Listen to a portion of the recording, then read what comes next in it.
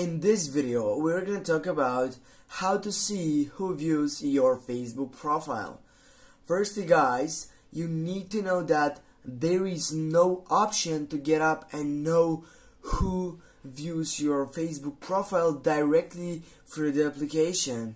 The only thing what you can do and take over it is by downloading sessions or applications from Google Play Store or from your browser. But I recommend you to do not download that selections, because these could bring you to a scam and maybe take off your Facebook profile.